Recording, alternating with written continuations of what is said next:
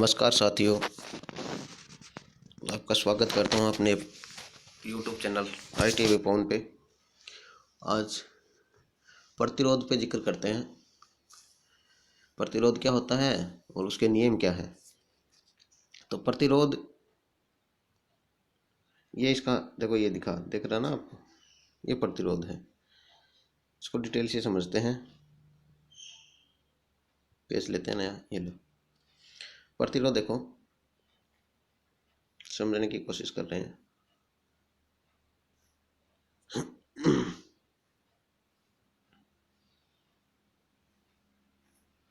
मान लो करंट निकली, कोई सेल लगा है, उसमें से करंट निकली और वो करंट देखो यूं जा रही है अपने रास्ते में।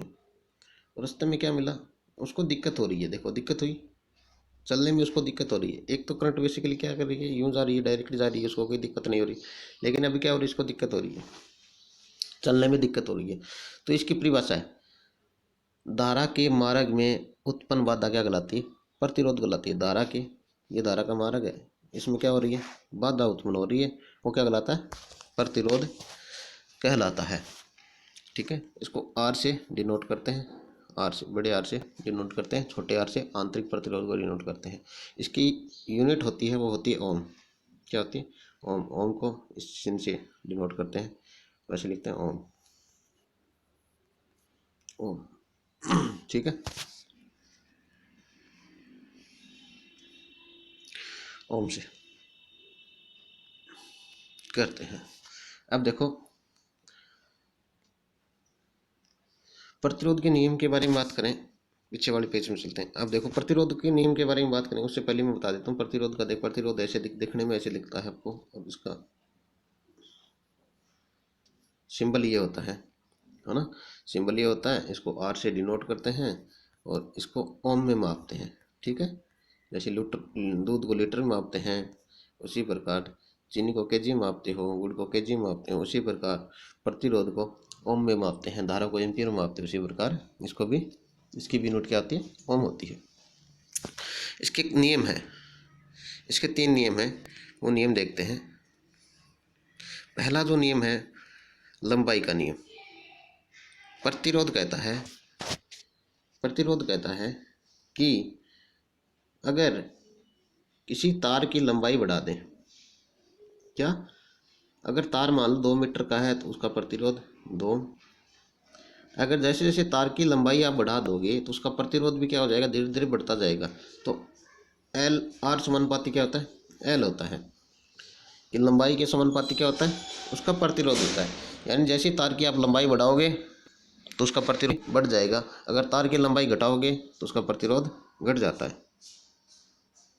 ठीक है, पहला नियम ये है, जैसे तार की लंबाई बढ़ी तो उसका प्रतिरोध बढ़ गया, और जैसी तार की लंबाई घटी तो उसका प्रतिरोध भी घट जाता है। तो आर समानुपाती एल होता है। ठीक है, दूसरा, मोटाई या अनुप्रस्थ क्षेत्रफल का नियम। इस नियम के अनुसार समझने की कोशिश करते हैं कि क्या है ये नियम। ये नियम देखो, इसको मैं समीकरण 1 दे देता हूँ पहली बार को। समीकरण 1 दे दें, ये समीकरण 1 है, मान लो आर समानुपाती एल, समीकरण 1 है। ठीक है, मोटाई या अनुप्रस्थ क्षेत्रफल का नियम क्या होता है, देखो इस नियम के अनुसार, परिभाषा सुन लो पहले। इस नियम के अनुसार चालक की जो मोटाई होती है या अनुप्रस्थ क्षेत्रफल बढ़ा दिया जाए, उसका एरिया बढ़ा दिया जाए, तो पदार्थ का प्रतिरोध अनुप्रस्थ क्षेत्रफल के प्रतिलोमानुपाती होता है, यानी विलोमानुपाती होता है। यानी मैं कह सकता हूँ कि आर विलोमानुपाती ए, आर विलोमानुपाती ए, समीकरण 2 दे दिया इसको, आर विलोमानुपाती ए, समीकरण 2 दे दिया। तीसरा है चालक का प्रतिरोध। तीसरा नियम क्या कहता है, चालक का प्रतिरोध। चालक के जो पदार्थ के गुण, चालक का जो प्रतिरोध वो चालक के पदार्थ पर निर्भर करता है। ये तो पता ही होता है कि जैसे मान लो उदाहरण के लिए एल्यूमिनियम का एक तार लेते हैं और कॉपर का एक तार लेते हैं, तो प्रतिरोध किसका कम होगा? बेसिकली कॉपर के तार का। तो यही तो है, दो मान लो समान साइज की दो तार लेते हैं, एक कॉपर का ले लिया और एक एल्यूमिनियम का ले लिया, लेकिन प्रतिरोध किसका कम है? प्रतिरोध इसका कॉपर वाले का कम है। तो यही तो है चालक का प्रतिरोध। तो चालक के पदार्थ के गुणों पर निर्भर करता है, अर्थात कह सकते हैं कि समान लंबाई समान क्षेत्रफल वाले तांबे के चालक का प्रतिरोध एल्यूमिनियम चालक से कम होता है। समान लंबाई का तार लेंगे, समान मोटाई का लेंगे, समान क्षेत्रफल का लेंगे, दोनों तार एक एल्यूमिनियम का लेंगे, एक कॉपर का लेते हैं, लेकिन जब देखते हैं कि कॉपर वाले तार का प्रतिरोध कम होता है, तो अपन कह सकते हैं चालक का प्रतिरोध चालक के पदार्थ के गुणों पर भी निर्भर करता है। चौथा क्या है? चौथा क्या है देखो, चौथा बताता हूँ। 4 नंबर क्या है? चालक का प्रतिरोध तापमान पर भी निर्भर करता है। तापमान बढ़ने से धातु के चालक का प्रतिरोध भी बढ़ जाता है। धातु के चालक का प्रतिरोध बढ़ जाता है, जबकि इंसुलेटर पदार्थों का प्रतिरोध तापमान बढ़ने से घटता है। ठीक है। अब समीकरण 1, 2 को लेते हैं अपन। समीकरण 1 व 2। समीकरण 1 क्या था? आर समानुपाती एल था। दूसरा था आर विलोमानुपाती ए था। तो समीकरण को आगे मैं समीकरण 1 व समीकरण 2 को देखते हैं।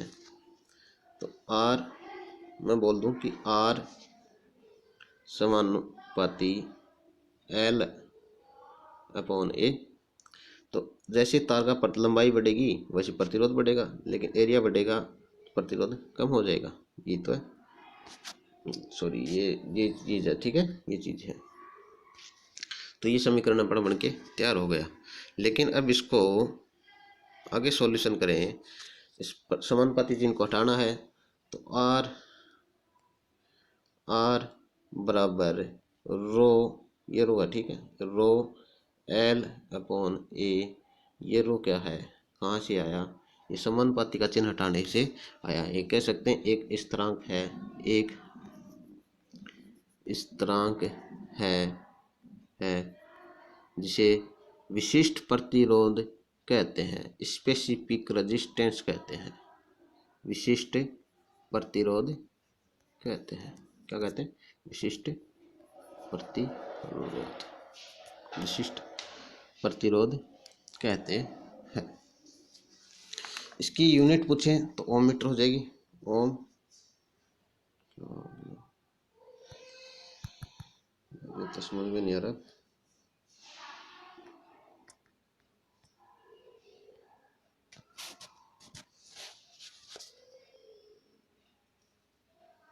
ठीक है भाई, धन्यवाद।